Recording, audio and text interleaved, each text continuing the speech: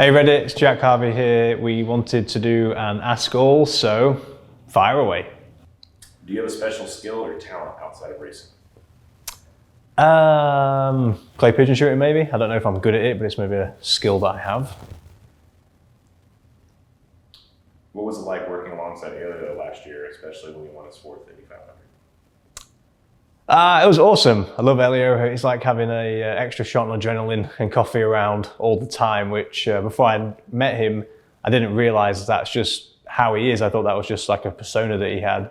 But it was awesome. I mean, to celebrate winning his fourth and him becoming a even bigger part of the Indianapolis Motor Speedway history and winning his fourth 500 was really cool just to be a small part of that with him. But yeah, he's a great guy. So much respect for him and excited he's going full time again in 2022.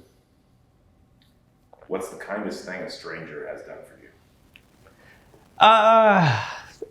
One of the things, I don't know if this is necessarily the kindest thing, but one thing that really resonates with me, and it's only happened since I've been in America, is more often than not, when I'm in a Starbucks line, people, by the time I go to pay, have already covered my coffee, as an example, and then I pay it forward, so then I get the person behind, and it's the smallest thing, but it really just makes you feel good about your day, and that kind of open, or like not open, like that random act of kindness, as it were. Just the first time I had it, I was like, what do you mean they paid? Like, that doesn't sound right. And then the more time I've spent here, the more I've kind of adopted it. So my Starbucks drive-through line is probably my fondest memory. Did teams other than Shank and Rahal show interest during free agency? Or tell us what teams they were, or at least tell us how much consideration those teams got. There were a few other teams that expressed an interest in some conversations, but to be honest, the conversations kind of quickly came to either staying at MSR or making a change to Rahal. Obviously, we made the change to Rahal. I'm not going to share who those teams were, but it was nice to not just have one opportunity. It was nice to have a couple, because then we were really able to feel like my destiny is in my control with the decision that we made. And, I'm really happy to join everybody at RLL. So yeah, it's pretty neat. Had you and Graham been close mates off track before the signing? No, not really. It was actually funny that after our Texas, battle on track, there was some rivalry that people tried to big up there, and I know IndyCar is just screaming out right now for that villain or that bad guy, and not necessarily trying to be like it was just trying to be aggressive and hard, but also fair. But my first conversation really with anybody at Rahal, in terms of just even them wanting to understand if I was going to be available, if I was in multi-agreement already, came after Texas. So it can't have gone down too badly. But then before I actually did sign with the team, went for dinner with Graham, really just to try and connect with him and see if our relationship would be good or not. And, since I've signed with the team, or since it became common knowledge that I was signing for the team, I feel like we've spent a lot of time together. I've been to his house a bunch of times. I really have enjoyed getting to know Courtney and also Harlan. So yeah, everybody in the Rahal organization's been really welcoming, but probably Graham, and I don't mind saying this, is probably the guy I knew the least and has surprised me in how well we've bonded so far. If you could add one track to the calendar, which one would it be? In North America or across anywhere? Anywhere? I'm so biased in this. I would love to see IndyCar go to Brands Hatch GP, Donington Park, or Silverstone. I just think they'd be such awesome circuits. Probably in that order is what I'd like to go, just because I feel like the spirit of IndyCar racing really matches Brands Hatch GP track. And I think that would just be so awesome. Selfishly, I've won at Brands GP, so I feel like we would have a good weekend if we went there. Tracks in North America that I'd like to go to, I think we should go back to Watkins Glen. Honestly, I just think that's such a track that the drivers love, that I don't know why the fans don't always get behind it, because I feel like the fans do get behind it. We just need to make it a better attended race. But this is me pushing to go back to Watkins Glen. What's the best? That's okay, Brian. What's the best bake you've ever done? Best bake? Yeah. Best bake I've ever done, without doubt, is my cinnamon rolls. I made them a few times, and every time I just feel like I've made them better than what I've bought from a store. So that made me really happy.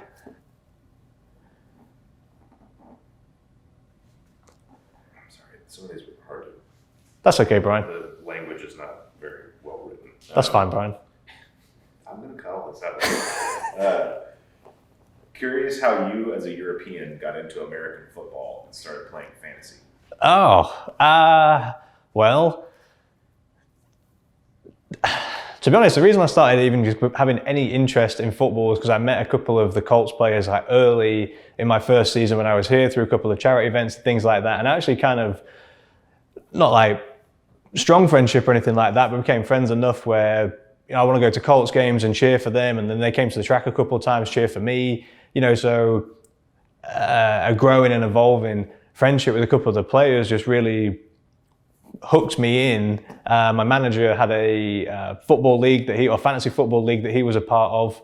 Someone left. He, you know, basically just told me to join. It wasn't really like I got super asked. He basically just said, "You're joining," and that was it. Honestly, I just became so hooked on it, and I try and tell people all the time, like my passion for football is high. My knowledge is growing. But when it comes to like just fantasy football, I guess the thing I like about it really is the league that we're a part of now. Some really good guys in it. You know, we try and get to dinner if we can. We always have a good time at the draft party. So really it was just a way to like spend time with friends. And if anyone knows me, I love sports. I love being competitive. I love the terrible trash talk that I try and give them. I love that I beat Brian this year, which was great. So it's been a successful period for me, even as he flips me the bird. I did win it last year. I finished second this year. We're looking for redemption next season. So yeah, so it was actually a really organic thing that I just have really loved. Have you considered changing your last name to Harvey because of your new team and sponsorship?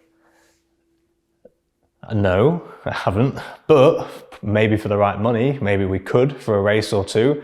But then ages ago, I saw on Twitter that someone was like, we all missed it, that, you know, there was My Jack, which is also a sponsor of RLL and Hy-V, so I could be the My Jack Hy-V car. And then anyway, just for good measure, I encouraged that rumor and that thought process, even though it's not true at all. Just thought it was funny, but could be like Harvey Hy-V, that could be cool. They suggested we do like merge the just instead of your name on the back, it says Harvey, which actually might be funny to do that. Like Harvee. HAR capital VEE. You know, it's. Oh, that'd be pretty cool. That would actually be pretty neat. That's a good idea. We should. Just to be funny. We should do that just to be funny. Okay. If you could put a street circuit in any North American city, where would you choose and why? Probably like, there's at least two places that jump out to me, and people may like this, they may not like it. I actually think we missed a trick by not having a street circuit downtown Indy. I think the monument, the circle, would be such a good place to have a finale or season, maybe not season opener because the weather can sometimes not be great in Indy that time of year. But I'm not trying to take anything away from the IMS. I love that place. I love that we have an oval there. I love that we have the road course there. I just think it might be cool to have a street circuit in Indy, because then that is diversity in one place. You know, so 3 different types of tracks, one city, let's have it. I think we should do it. I think New York would be fun. I really have a great time in San Francisco. I think that could be fun. One of the things I like San Francisco is it's kind of hilly, you know, so I don't know how many street circuits, minus like Monaco, really have a high elevation change, but that could be pretty neat. What's your favorite non-oval on the calendar? Favorite non-oval? Road America. Some drivers in the past have said the most difficult part of IndyCar was not the series itself, but the choice to move over the pond to join the series. You've been in the USA for a while and seen you do well. Was it difficult for you to adjust? No, not really. To be honest, coming to America, I really refound my passion for racing, my spark for it, my love for it, and kind of reminded me why I got into racing in the first place. The decision to come over was really easy. Together at the time with my backers, the Racing Steps Foundation, it was more of a case of, you know, here's the path that we can go down in Europe, here's the path we can go in America, and to be honest, it was my decision to come here and kind of push them in the direction of wanting to come here. I just felt like the future was strong here. I loved IndyCar racing, and I didn't know as much about the 500 then as I do now. And to be honest, it's not a decision I've regretted or even thought once that we'd made the wrong one. And I love living here. You know, I feel like an honorary Hoosier at this point. You know, Indy feels like a home to me as much as what Lincoln does. So it was in a lot of ways, it was such an easy transition and really brought back the reasons I love racing. So something I'm very grateful for. What football club do you support? Soccer, or American. I mean, they mean soccer, but we can do both. Okay, so I've got more than one soccer team. So my hometown team, Lincoln City, the mighty Imps. Season's been okay, but it's on the up now. So hoping for another end to the year and maybe a promotion push next season. And then Blackburn Rovers are the club I've always rooted for my whole my life. My old football manager was a big Blackburn fan, and he turned into my personal trainer. And if we weren't talking about Blackburn, we weren't really talking at all. So that's how I kind of became a fan of those two teams. People always ask me who my EPL club is. I don't really have one, not until one of the two previous teams mentioned gets the EPL, but Liverpool's probably the team that I would cheer for if I have to. My American football teams are Notre Dame or Notre Dame, because we're in America, and then the Colts, because I live in Indy. What's been your most recent oh crap moment in the race car? I can name one, but... I can at least think about one. Actually, there's two last year that come to mind. Number one, the vibration that we had in Indy 500 qualifying last year. That was a oh crap moment, because it's Indy 500 qualifying. It was so tense and so tight that, you know, the only chance you might have to qualify for the race could be that one shot that you had there. So when we got the vibration, it wasn't just, oh crap, I've got a huge vibration going 100 and 220 miles an hour. It was also the knock-on and ramifications that could have potentially have come with that issue. And then the next one was at Long Beach, when I realized that I had nudged the wall enough and broke a little bit of the car. So then when I sent it into turn 8 and the rear got loose and I realized I wasn't going to catch it, and then just happened to eyeball the exact spot that I was going to hit the wall, that was another one of my oh shit moments. Do you prefer driving ovals, street courses, or road courses? Honestly, I would say that I actually really enjoy driving the ovals. Not something I'd done a lot until I come to Europe, but man, the feeling of when you're fast on an oval and the car feels good and things like that, it's almost the most free I've ever felt in a race car. Absolutely love it. I think a lot of people feel that way when they're comfortable there. I love street circuits, the high risk, high reward, zooming around, you know, the walls either side just gives you an extra sense of feeling like you're going fast. And then naturally, road course has been my bread and butter from day one. You know, when you hook a good lap together on a road course, you kind of know where you're going to slot in and whatnot. But I don't know, I just feel lucky that I'm able to do all of them, really. Peanut butter or Nutella in a sandwich? Oh, neither. Okay, here's the thing. European people love Nutella, which I completely understand. I'm just not keen on nuts, really, at least like not hazelnuts, which I think is what Nutella's made out of. Americans love peanut butter to an unhealthy level, okay? I don't know why. It's basically any dessert you could think of, they're like, yeah, this is good, would be better with peanut butter.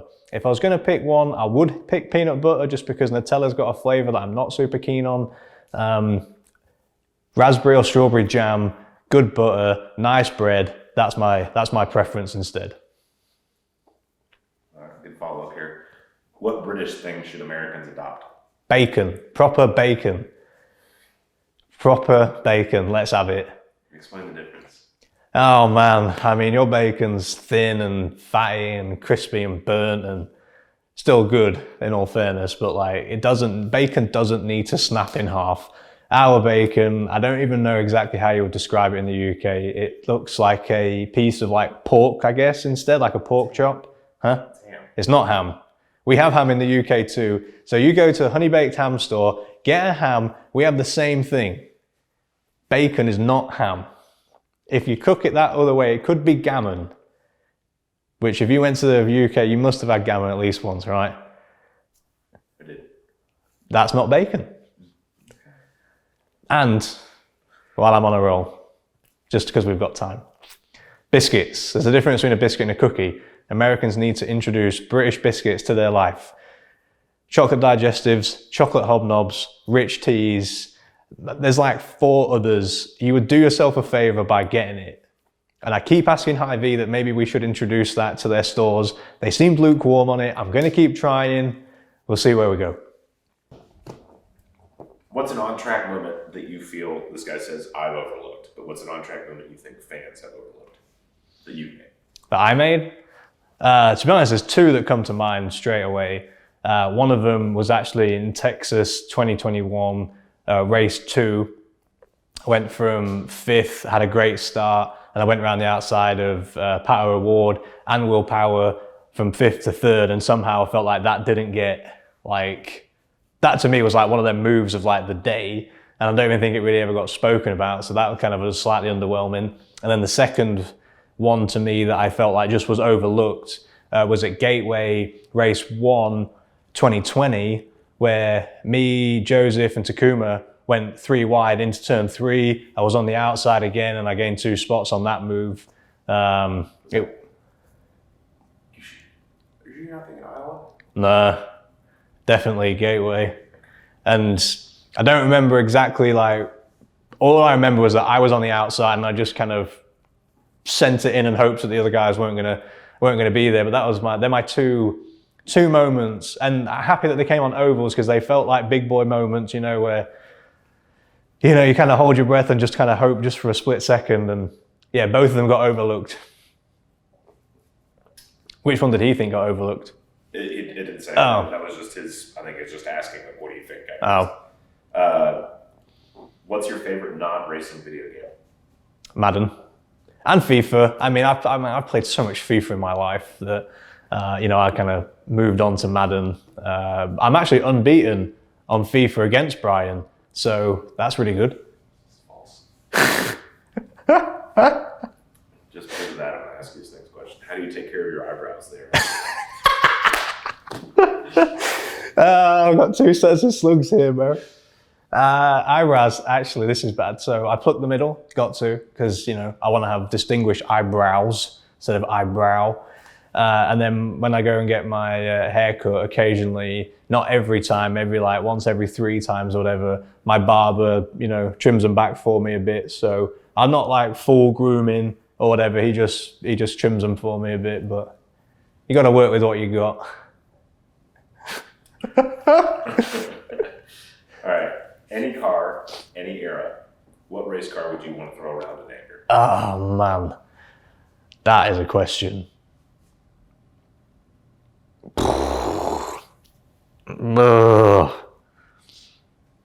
There's too many. I don't know. There's so many to choose from. Jim Clark Lotus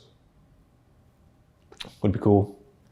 I'm trying to think, like, honestly, like the end of the 80s, early 90s F1 cars, I always thought looked really cool. Maybe the first time that Williams brought out that active ride height controlled car, I think that would have been pretty neat. And just for shits and giggles while we're at it, I probably would like to drive that Tyrrell 6-wheeler, just because that could be kind of fun. But yeah, something around Jim Clark era, end of the 80s, early 90s would be cool. I don't know what this means, but Tesco or Morrison's? Oh, Teslas or Morrison's. I'm more of a Sainsbury's guy. I hate to say that, I don't know. Something about Tesco Blue Stripe just always kind of turned me off a bit. And then Morrison's just wasn't really a store that we went to. We were actually, just maybe because it was convenient, but we always used to go to Asda or Sainsbury's. Sainsbury's being my preference in the UK. Obviously Hy-Vee is my preference in the USA, but yeah, probably Sainsbury's would be my go-to grocery store. Dogs or cats? Dogs. Easy peasy. What was the thing that surprised you the most when moving from Europe to America?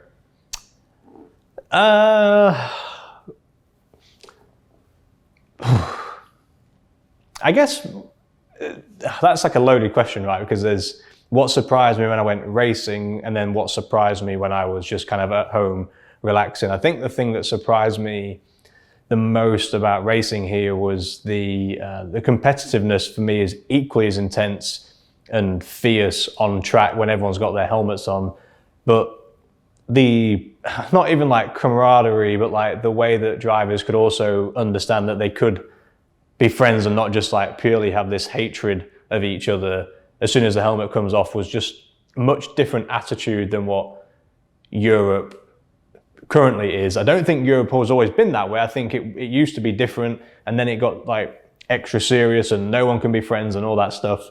And then coming here, you realize that, yeah, the competitiveness is super high, and that quite often like friends crash into each other on track, trying to really make sure that there doesn't ever have a bleed over when, you know, friendship and racing kind of merges, I guess. That kind of surprised me a lot. And then in terms of just like living here, I think I really enjoy the fact that, and this isn't a dig towards anyone in the UK, but I love the fact that Americans have this more cup half full kind of approach, and that, you know, the week is to work and the weekends are really to enjoy yourself. I personally have experienced that more. The only wrinkle to that is I never really spent much time as an adult in the UK because I moved to France for basically a year, and then I came back home for a few months and I basically moved to America. So I'm wondering if my perspective on adult life in the UK is just what I observed opposed to experience. I've experienced it more in America. Is the lack of power steering as intense as one would imagine?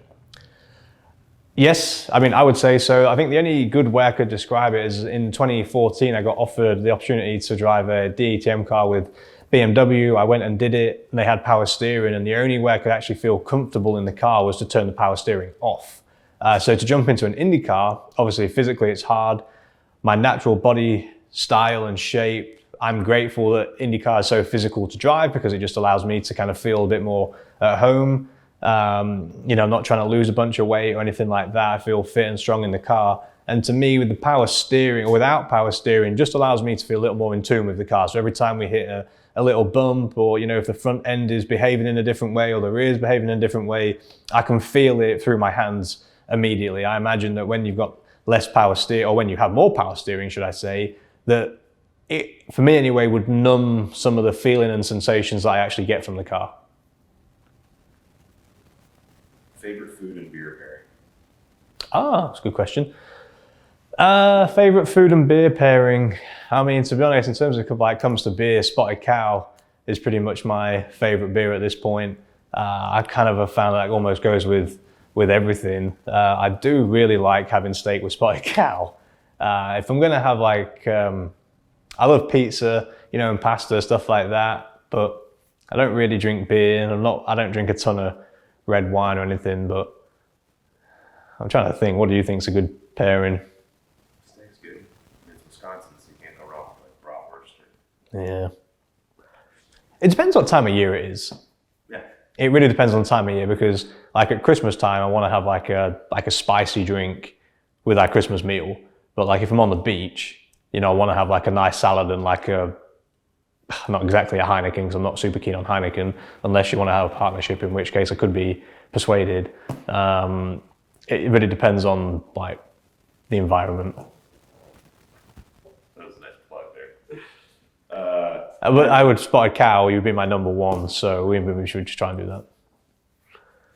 High view related. Are you particular about how your groceries are bagged, or do you just chuck them in the No, I am like hyper particular about that. From the moment we get into the store, I even place stuff in the cart the way it should be unloaded from the cart onto the belt, and then the way it's packed. Like, I spend effort, time making sure that things are easy, seamless, but also in its own like little section. You know, you're never gonna see the tins mixed up with veggies on my conveyor belt.